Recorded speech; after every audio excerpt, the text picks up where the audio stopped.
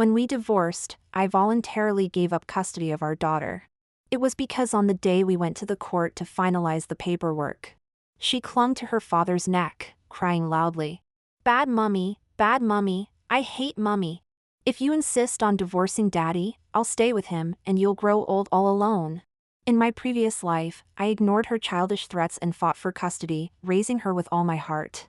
Yet she hated me her entire life, never calling me mum again until the day I died. On her wedding day, she even invited her father's mistress on stage to give a speech of thanks. As I opened my eyes again, looking at the spiteful little face before me, I nodded indifferently. It's fine if you don't want to be with me. I don't fancy difficult children anyway. Ding! This novel reminds you to click the subscribe button in the bottom right corner to read the complete novel. As soon as I uttered these words, the two people in front of me froze as if struck by lightning. They stared at me in disbelief.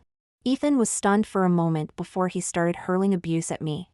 What nonsense are you spouting in front of the child? I glanced at Nina, who was hiding her face in his arms, and repeated myself. I said if she doesn't want to be with me, that's fine. I don't want such an unlikable child either. If you still don't understand, I can say it more clearly. I don't want her. I enunciated each word with crystal clarity. As soon as I finished speaking, Nina, who had been burying her head and throwing a tantrum to force me to change my mind, suddenly looked up. She stared at me and burst into loud sobs. Her face was a mess of tears and snot. Bad mummy, I hate mummy, she cried, struggling and flailing in Ethan's arms. She nearly fell. Ethan had no choice but to bow his head and frantically try to comfort the child. Mummy's just joking with you. She carried you for 9 months, gave birth to you, and worked hard to raise you. How could she not want you? We all know you're her favorite. Under his gentle coaxing, Nina's cries gradually subsided. She clung to Ethan's embrace, wrapping her arms tightly around his neck like an octopus, and asked in a small voice, Really? Of course it's true. If you don't believe me, ask your mum to tell you herself. As Ethan soothed her, he kept giving me meaningful looks, trying to get me to take the child and comfort her. Nina also looked over at me with tear-filled eyes, full of expectation. But I remained unmoved, not even bothering to raise an eyebrow. I maintained my cold demeanor. Nina flinched as if stung, her lip quivering as she was about to cry again. Ethan's patience was exhausted. He glared at me with a dark expression. What's wrong with you? It's bad enough you want a divorce from me, but now you don't want the child either? Are you even fit to be a mother? I let out a derisive laugh, saying nonchalantly, Wasn't she the one who said she didn't want me as her mother first? Of course I have to respect her wishes. Nina's small body tensed for a moment, then she glared at me fiercely. She shouted, You were the one who didn't want me and Daddy first. If you respect my opinion so much, why are you insisting on getting divorced with Daddy? My biggest wish is for you not to get divorced. Why won't you listen? You just don't want us, you want to turn me into a child without parents. In my previous life, she accused me in the same way. She called me selfish and threatened that if I dared to divorce, she would never acknowledge me as her mother again. Considering her young age, I didn't hold it against her. Instead, I patiently tried to explain. I told her that I chose to divorce because her father had another woman outside our marriage. I thought this explanation would help her understand. But what I got in return was her naive yet cruel question. Is it because you're not good enough that Dad found someone else? My classmate, Mary's mom, is beautiful and capable, and her dad would never look for anyone else. You're not good enough. Dad doesn't want you, and neither do I. At that moment, I felt as if I'd fallen into an icy pit. A wave of unprecedented frustration and despair welled up inside me. I had always believed that even if I wasn't a successful wife, I was at least a successful mother.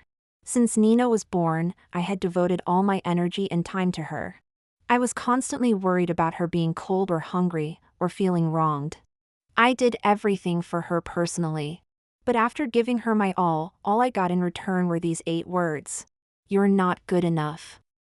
I don't want you. My heart trembled violently, but not for a moment did I think of giving up. I thought it would be better when she grew up. When she matured, she would understand my difficulties and my love for her. So I doubled my efforts to be good to her. Until her wedding day. She invited Ethan Farley and his wife, who was also his affair partner, onto the stage. She called them Dad and Mom in her speech of gratitude. In front of all the guests, she knelt before that woman and said, "You are the person I should be most grateful to in this life. I want to thank you for helping my dad out of that failed marriage. And for all your care and concern for me over the years. Without you, I wouldn't be who I am today. Please allow me to call you Mom." After saying this, the woman pulled her up and embraced her.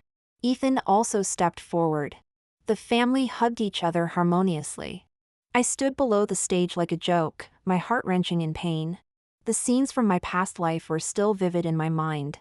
I couldn't help but look at Nina with a hint of disgust in my eyes. Frightened, Nina thought I was angry because of what she had just said. She shrank back into Ethan's arms. She defended herself in a small voice. I didn't say anything wrong. Isn't it better for our family to stay together? Dad has begged you so much, but you still insist on divorcing. You're not considering my feelings at all. I twisted my lips, my scornful gaze falling on her. Your father begged me not to divorce because he cheated. He's the one at fault, and divorce wouldn't benefit him at all. Just thinking about it made me laugh.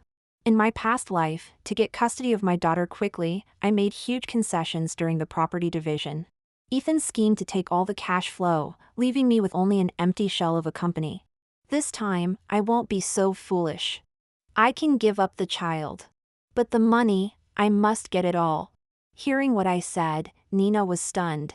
She looked up at Ethan in confusion, not quite understanding the meaning of cheating. Realizing I had torn off his fig leaf in front of our daughter, Ethan's face turned both black and red. Have you no shame, talking about these things with our daughter? You had the nerve to do it, why shouldn't I have the nerve to say it? I turned to our daughter, who was still in shock, and asked the same question as in my previous life. Even so, do you still disagree with me divorcing your father? Do you still insist on staying with him? Nina was frightened by my serious and cold voice and didn't speak. Ethan squeezed her hand. The next second, the hesitation on her face disappeared, instantly replaced by determination. Yes. Indeed, she's Ethan's good daughter. I sneered, picked up my bag, and turned to leave. Since I've come back to life, the divorce agreement needs to be redone as well. After leaving the villa on Avenue de Parfez, I returned to my flat near the office. As soon as I entered, I received a call from my mother. She asked how the divorce proceedings went today. I told her they weren't finalized. Not finalized? Why? Mother asked, puzzled. Is it because Ethan disagreed, or did Nina make a fuss again? Neither. I want to draft a new divorce agreement, I replied. Mother hesitated before speaking. You're not planning to give up the company to get custody of Nina, are you? She sighed. It's not that I don't like Nina, but she's always been more attached to the Farleys. It might not be good to force her to stay with you. In my previous life, Mother had said similar things. After watching me repeatedly sacrifice my own interests for Nina's sake. She pointed her finger at me and scolded me harshly. She said I must have lost my mind. Giving away the fortune my father had spent his life building for the sake of an ungrateful child. She had disapproved when I married Ethan Farley, who was from a different social class. Later, when I nearly gave up the company for Nina's sake, she was even angrier. She repeatedly insisted that I send Nina back to the Farleys. If you want children, you can have your own, she'd say. If you don't want to give birth yourself, you could adopt. Nina's already been spoiled by the Farleys, she can't be changed now. Back then, I couldn't hear a word of her advice. Now, even without her persuasion, I've come to my senses. I explained, it's not like that. The previous agreement wasn't drafted properly. In the new agreement, I want Ethan to leave with nothing. Mother paused for a moment, then tentatively asked, what if Nina doesn't agree? I snorted coldly, if she doesn't agree, she can go back to the Farleys for all I care. In this second chance at life, I'm going to cherish those who truly deserve it.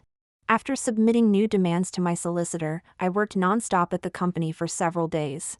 Finally, on Saturday, I drove to a children's home in the neighboring county. When I arrived, the director informed me that the person I was looking for wasn't at the home these days. That little girl is brilliant at her studies. The school selected her to participate in the maths challenge, the director explained. She took out a photo album from the cabinet and handed me a picture. I looked down at the photo of a young girl with short hair. She appeared to be about 7 or 8 years old. Due to malnutrition, her body was somewhat small and thin, but her eyes were bright and lively. I raised my hand, gently tracing her little face with my fingertip. In my previous life, when I was diagnosed with terminal liver cancer at 46 and bedridden, it was this little girl who took care of me. She was an orphan I had sponsored long ago. Her name was Bonnie. After seeing the news of my illness online, she had taken time off to come and care for me. She would take me out to enjoy the sunshine, trim my nails, and braid my hair. When I couldn't sleep at night due to pain, she would tell me stories. She even spent all her savings to pay for my medical bills. She said if it weren't for my kindness, she wouldn't have been able to continue her studies. So she wanted to repay me. How ironic. My own daughter, whom I had cherished and protected, treated me like an enemy and colluded with others to swindle away all my money. Yet, a stranger, this little girl, came to care for me because of a small act of kindness I had carelessly spread. Hearing that I was this little girl's sponsor and wanted to adopt her, the director was delighted. Bonnie is both obedient and clever. If it weren't for her being a bit older, many families would want to adopt her. If you don't mind her age, I'll give you a call when she returns. You can come back, meet her, and if all goes well, we can start the process. I nodded, indicating that I didn't mind. After discussing the details, I drove back. Before going home, I stopped at the shopping center. When leaving the children's home, I had asked the director for Bonnie's measurements. I planned to buy a few sets of clothes and shoes so the child could wear them when she arrived, thinking that all little girls might like similar things. I bought many items based on what I used to buy for Nina. To my surprise, I ran into Nina as I was preparing to leave. She was holding Ethan's hand in one hand and a stranger's in the other. I glanced over and recognized Ethan's mistress, Audrey Finch. The three of them walking together looked like a perfect family unit. When they saw me, Ethan and Nina both froze for a moment, their expressions tense. They seemed worried I might cause a scene. If this had happened before, seeing him with Nina and his mistress would have driven me mad. But now, the Farleys were no longer my concern. I merely glanced at them before walking straight ahead. As I passed by, Ethan grabbed my arm. Nina's been missing you these past few days. Why haven't you come to pick her up? Following his words, I looked down at Nina and saw her standing to the side with a pout, watching me cautiously. But just before my gaze reached her, she quickly turned away, hiding behind Audrey. I let out a cold laugh and retorted, "Is this what you call missing me?" Ethan looked uncomfortable. "Well, you hurt her feelings last time. You're a grown-up, stop holding grudges against a child. In the end, you'll still have to buy her gifts to make up." He glanced at the bag I was carrying and seemed relieved. He beckoned to Nina, "Come here, Mom's bought you a present. See what you like." At the mention of a gift, Nina's eyes lit up. She walked over, trying to appear nonchalant, her eyes constantly darting to the gift bag in my hand. Then she let out a cold snort.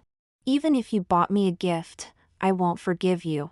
Unless you promise not to mention divorce again and apologize to me and Dad, I won't call you Mom anymore." I scoffed lightly. "Who said these were for you?" Nina was stunned. For a moment, she didn't know if I was joking or serious. Since childhood, I had always given her whatever she wanted. Even if she had asked for a star from the sky, I would have found a way to get one for her. But today, I said the things in my hand weren't bought for her.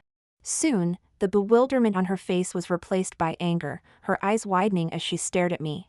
Ethan furrowed his brow, looking at me disapprovingly. "You'd better stop while you're ahead. Do you really need to upset the child again to be satisfied? I brought her out today to cheer her up, and I've just managed to make her happy. While she's in a good mood, you should quickly apologize with the gift. Don't make things difficult for yourself." Hearing his words, Nina shouted along. I don't want her gift anyway. She already said it wasn't for me.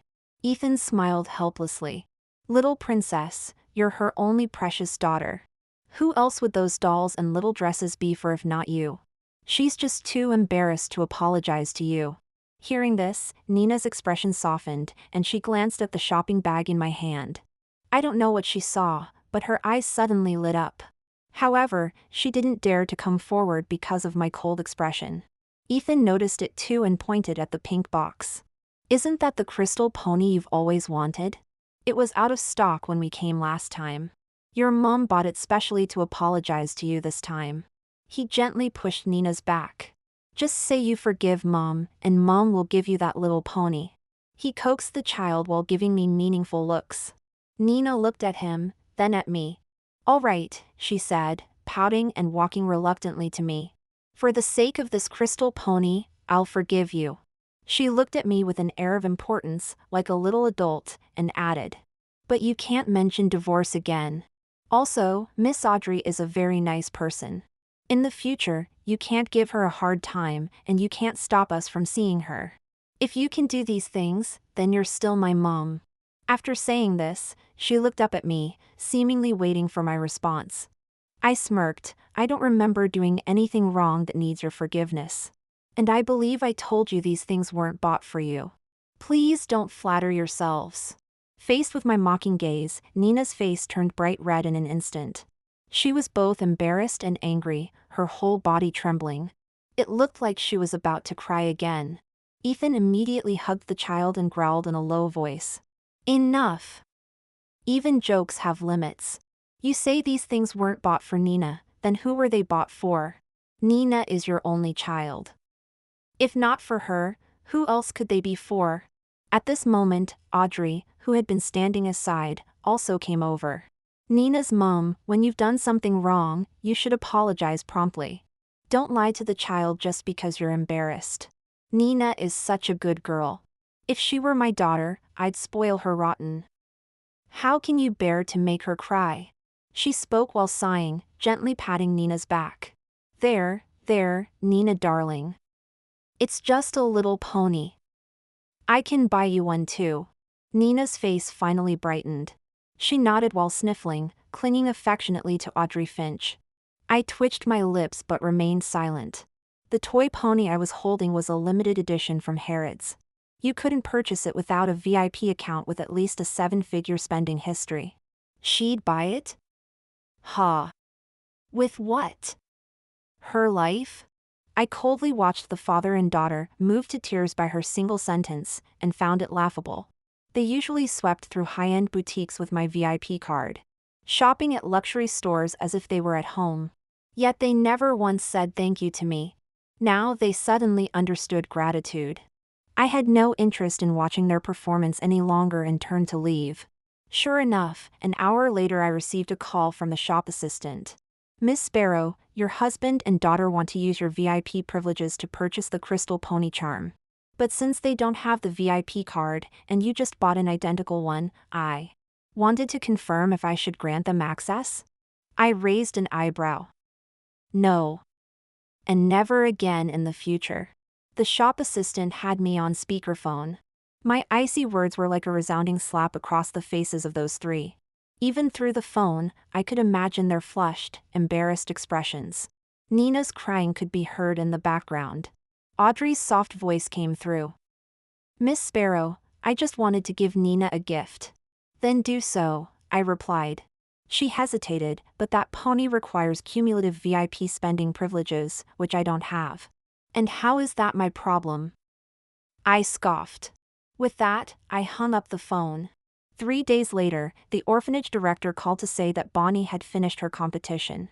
If I hadn't changed my mind, I could bring the documents to sign the contract. That afternoon, I drove to the orphanage again. Besides bringing the necessary adoption materials, I also bought many stationery items and toys that children like.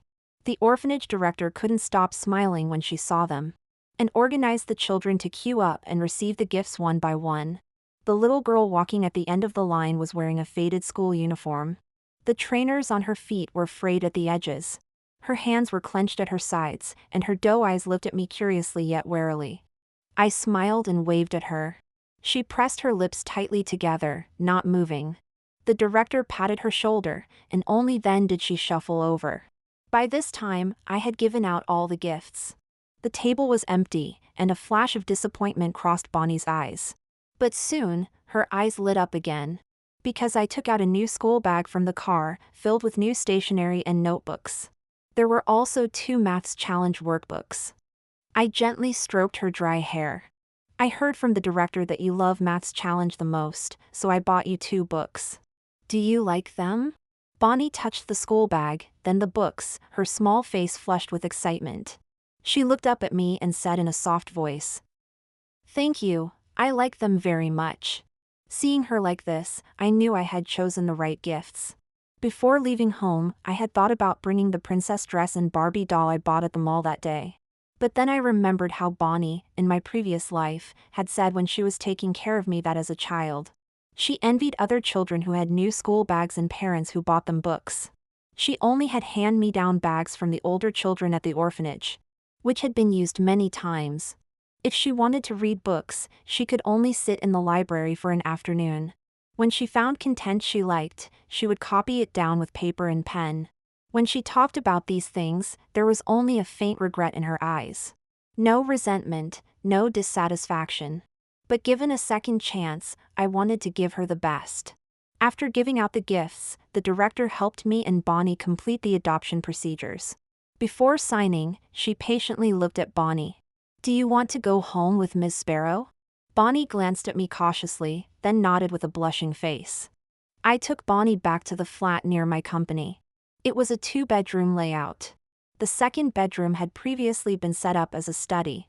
After deciding to adopt Bonnie, I had someone come over to make some minor changes. The bookshelves and desk were kept, and a bed was added. It was perfect for her studies. Having her own room for the first time, Bonnie's eyes turned red. She hugged my waist and choked out a "Mom." The next day, I took Bonnie to the register office to change her name.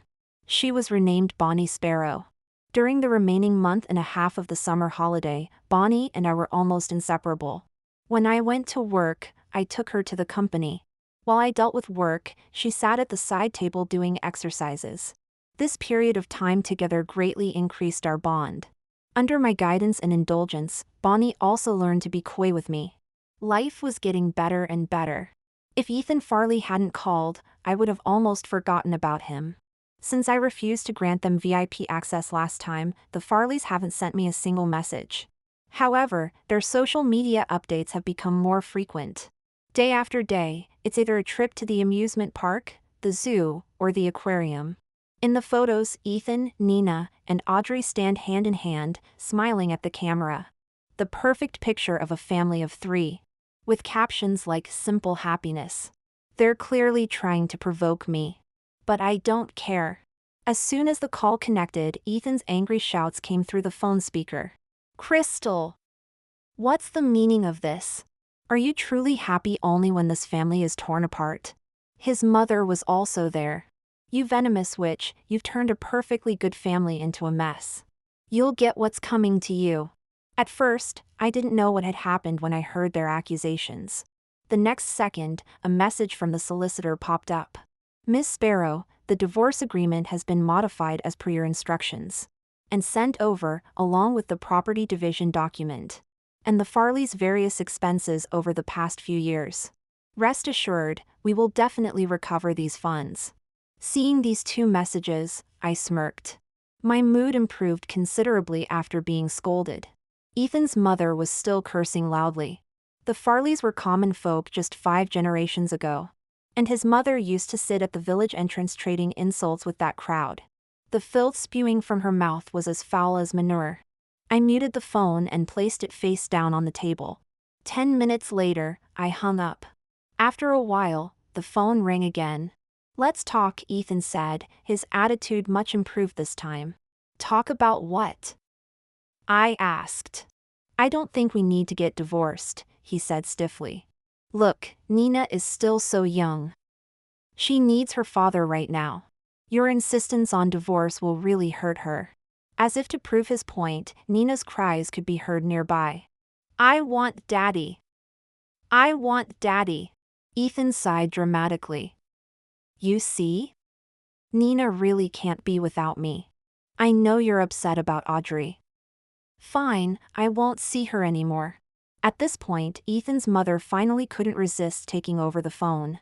Listen, Nina's mom, you can't just think about yourself. You're a mother now, you should always put your child first. These days, which man doesn't have a bit on the side? Our Ethan is successful and handsome, it's only natural that young girls fancy him. Besides, if you really get divorced, our Ethan could easily find someone younger and prettier than you. You, on the other hand, as a divorced woman, will find it hard to remarry. Saying this, she held the phone to Nina's mouth and asked, Nina, do you want a new daddy? Nina wailed, No. I don't want a new daddy. Listening to the Farleys' self-directed drama, I couldn't help but chuckle. When they seemed to have finished their performance, I casually spoke up. Haven't you missed something important? I never said I wanted custody of Nina, did I? Why don't you read the agreement carefully before coming to talk to me? The three people on the other end of the line were stunned into silence. Then came the sound of Ethan frantically flipping through the agreement papers. He had only seen that I was not only demanding he leave with nothing, but also wanted to reclaim all of the Farley family's major expenses from the past few years. In a fit of anger, he had called to confront me directly. He hadn't bothered to carefully read the section about Nina's custody. It was only now that he saw that small line of text. At the insistence of Ethan Farley and his daughter Nina Farley, I, Crystal Sparrow, voluntarily relinquish custody of Nina Farley. Ethan was livid. How could you willingly give up custody? I laughed coldly. Isn't this exactly what you all wanted? I knew Nina was standing right beside them, so I said with a smile. After all, we were mother and daughter once. I'm happy to help Nina fulfill her final wish. There was a moment of silence on the other end. Ethan's mother gritted her teeth in anger. Are you even human? Abandoning your own child. As she spoke, she couldn't help but give Nina a shove. Your mom doesn't want you anymore. Why are you just standing there like an idiot? Nina cried out in pain and burst into loud sobs. I simply listened, not saying a word. Seeing that I had truly become disillusioned with Nina, Ethan stubbornly persisted. Whether or not you want custody of the child, there's no way I'm leaving with nothing. That money is our marital property. His mother seemed to suddenly realize something and chimed in to help. That's right. That money is marital property. What right do you have to demand my son leave with nothing? If anyone should leave with nothing, it should be you. A woman like you with all that money will just end up benefiting some other man, you shameless hussy. With that, they hung up the phone with a loud slam. Bonnie heard a noise from her room and came out to ask me what had happened. I told her it was nothing, then patted her head. Have you got everything ready for school? She nodded. It wasn't until school was about to start that I realized Bonnie and Nina were attending the same school. I initially thought about changing schools for Bonnie, but considering the excellent teaching resources at this one, I decided against it. The teachers also held Bonnie in high regard. Moreover, Bonnie was a year above Nina, so they wouldn't be on the same floor. I thought there shouldn't be any problems. However, less than a month into the term, I received a call from Bonnie's form tutor. Someone at school had accused Bonnie of stealing. When I arrived, I could hear heated arguments from outside the office. Nina's voice was particularly shrill, filled with an aggressive tone. Stealing at such a young age, you'll definitely end up in prison when you grow up. I didn't steal anything. Bonnie protested. Yes, you did. You stole my crystal pony, the one my mom bought for me. You're just an unwanted orphan with no mom. Who would buy you anything? I do have one. Bonnie's voice trembled.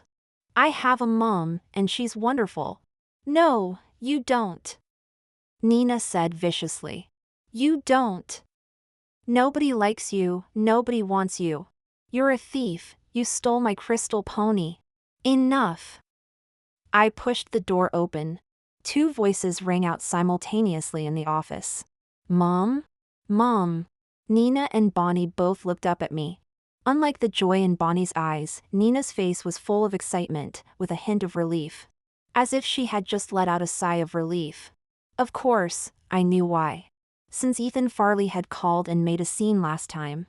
Realizing I was determined to divorce and truly didn't want custody of our daughter. Their family had started various desperate attempts to grab assets. After being blocked by my lawyer, they even sent Nina to reconcile with me. They wanted her to actively say she wanted to live with me. Their aim was to slowly drain my money, just like in my previous life. But Nina hadn't even seen me. This was our first meeting after more than a month apart. She thought I had come to help her. Sure enough, the next second I heard her clear voice. "Teacher, my mom is here." Nina held her head high with an arrogant expression as she finished speaking. And walked towards me, intending to take my hand. Just as she was about to touch me, I stepped aside. Then I walked straight towards a bewildered Bonnie. I wrapped my arms around her. "Hello, teacher. I'm Bonnie Sparrow's mother," I said. After I said this, I felt the stiff body in my arms relax. In contrast, Nina broke down. "What are you saying?" she cried. She rushed in front of us with reddened eyes, pointing at Bonnie. "I'm Nina Farley. I'm your daughter. She's just an unwanted orphan." "How could you be her mother?" I narrowed my eyes, my expression cold. "Watch your language. Bonnie is not unwanted. I want her, and I am her mother. You're the one I don't want." Bonnie gripped my hand back and snuggled closer into my embrace. Seeing this, Nina's emotions became even more volatile. "No. I'm your daughter. Don't you remember? Every time I had a fever or got carsick, you would carry me on your back to the hospital for an injection. And then carry me all the way back home. You always said it wasn't tiring, even though it was such a long way. And when I was 5, I knocked over the kettle. And you got a huge blister on your back trying to protect me from the boiling water. You loved me so much, how could you not want me?" As she spoke, tears streamed down her face uncontrollably. She was desperately trying to awaken my maternal love. But the more I listened, the colder my heart became.